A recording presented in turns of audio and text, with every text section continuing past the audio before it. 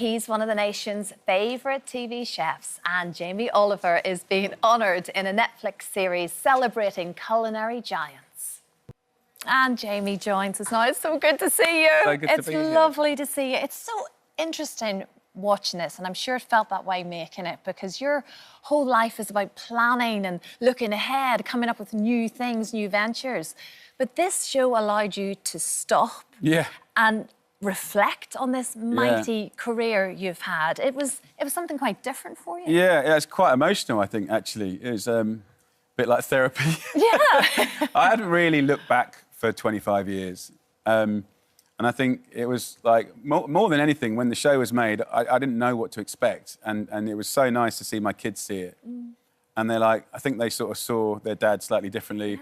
And in a way, I think I did as well. I think, like, just the consistency of just trying to be useful and trying to get people to find cooking and the power of food and how it can completely change your life no matter where you come from. And obviously, I'm still on that journey now, trying to get the public at large cooking and you know, saving money and being healthier and happier. But yeah, it was an amazing retrospective. And also to have Tony say kind words was nice. I never thought I'd get that. Like, you've done well. Well, you know, I guess he played a massive part. You know, all those years ago, he was the first person in 40 years to sort of invest in the food system again in schools.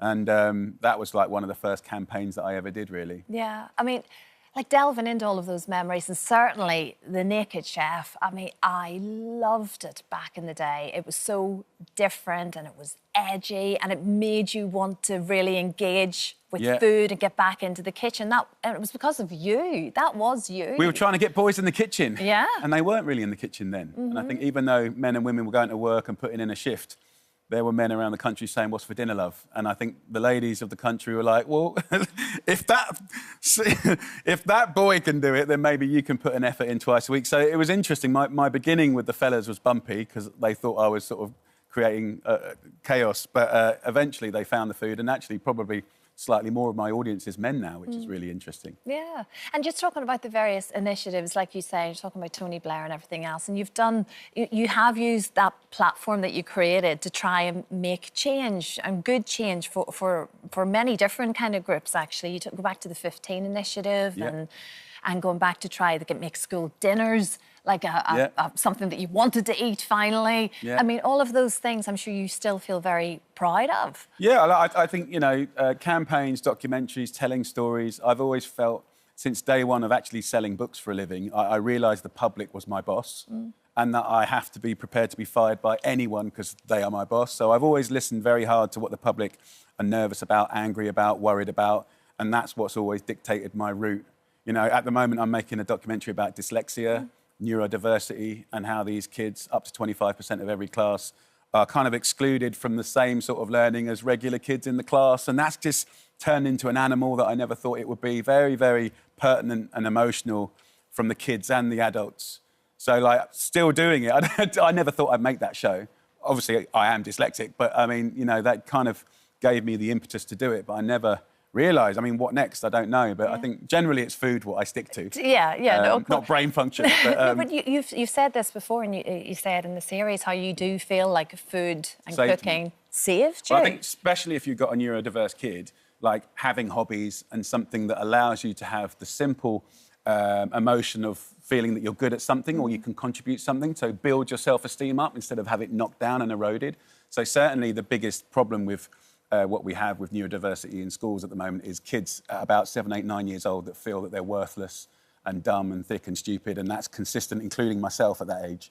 So I think there's lots of work to be done to make sure every child can flourish, and the sky is the limit. And I think in the documentary you'll see that it's not just about fairness and ethics, it's about the whole class coming up and getting better results, better jobs.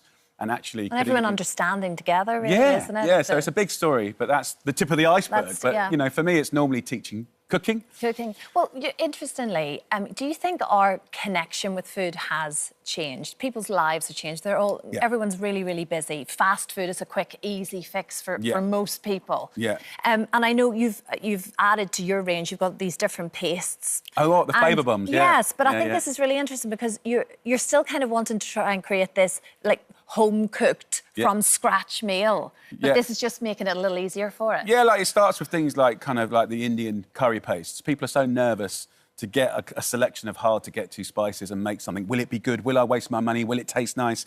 So you do the pastes, and it can take you to curries all around the world, and then you can use it for other bases as well. So it's just taking that stress out. But definitely, we're like 3 generations of people that can't cook, or weren't taught to cook at school or at home. In Britain today, we've never cooked less than now. So it's a blend of kind of like social change, technology change, the Uberization of food. And I guess my passion is that I have a program, which is a free program in over 500 schools in Britain, which you can sign up for, called 10 Skills. And it's essentially 10 recipes to save your life. And my belief and my dream is that every child at 16 can leave school knowing those 10 recipes to save your life. And whether they're rich or poor, they can still cook, they can still nourish themselves, enjoy food, have beautiful moments. But also, if you kind of look at through the lens of the NHS, you know, over 50% of what goes through the NHS is diet-related. Yeah. So power is knowledge, and knowledge is having choices. And actually, if you know those 10 skills, and whether you're learning to kind of cook on TV or from books or through school or through my cookery school, I'm just trying every way possible, or even through the pastes, right? It's just trying to find a way of you having a better experience with cooking so that next time you go to cook, you're likely to do it. Yeah. And instead of having a bad time where you're like, I'm not doing that again. So I think there's still a lot of nervousness, but yeah, we still got, after all these years, and you might say, well, I'm doing a bad job, but like after all these years, we've never cooked less than now. So I think, you know, it's also that rebalance. I think we've always in Britain had new technologies. Yeah. You know, it wasn't that long ago where all ovens were, you know, fossil fuel powered, and they went to gas and electric. That was only 70 years ago. Yeah, exactly. So, yeah, we just need to get back in, and the enjoyment still has to be there, doesn't it? I mean, your boy, he doesn't have any bother, buddy. He's just like making his own magic, He's isn't he? We have to good just at it, give him a little sort of annoying, special mention. And of course, the beautiful Jools, 25 years married this June, I believe. Yes, I'm it is. Taking her away. To confirm, yeah. Thank you. Yeah, she's amazing.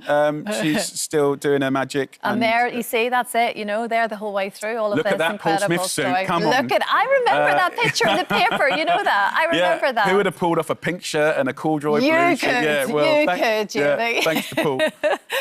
Jim, it's such, like I say, it's actually really quite an emotional watch in the loveliest way. Did you see the Netflix show? Yes, thank you. of course. Chef's Table Legends. It's out now on Netflix.